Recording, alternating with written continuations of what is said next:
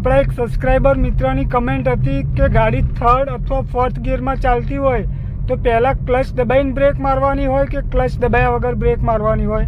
તો દોસ્તો, જ્યારે બી આપણે ગાડીમાં બ્રેક મારવાનું થાય અને ગાડી જો ત્રીજા અથવા ચોથા ગિયરમાં વધારે સ્પીડમાં ચાલતી હોય તો આપણે ક્લચ દબાઈને બ્રેક મારવાની જરૂર નથી. ત્યારે આપણે બ્રેક મારવા માટે થોડી ધીમી કરવા માટે એમને બ્રેક મારી શકાય.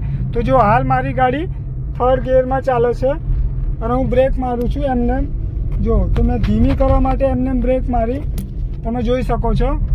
તો આવી રીતે જ્યારે બી ગાડી થર્ડ અથવા ફોર્થ ગિયરમાં ચાલતી હોય, જે હેવી ગિયર કહેવાય અને સ્પીડ પણ હેવી હોય, તો આપણે ત્યારે બ્રેક મારતી વખતે આપણે ક્લચ દબાવવાની જરૂર નથી. ધીમી કરવા માટે એમને તમે બ્રેક મારી શકો છો, કેમ કે એવા ટાઈમે આપણે સ્પીડમાં ક્લચ દબાઈને બ્રેક મારીએ તો ગાડીની એકદમ ફ્રી થઈ જાય, એન્જિનથી ટાયર અલગ થઈ જશે. તો આપણે જ્યારે ધીમી કરવા માટે થર્ડ ગિયરમાં ગાડી ચાલતી હોય ત્યારે આપણે ક્લચ દબાવવાની જરૂર નથી. એમને બ્રેક મારવાની, પહેલાં ધીમી કરવાની, પછી ધીમી થયા પછી ક્લચ સાથે બ્રેક મારવી પડે.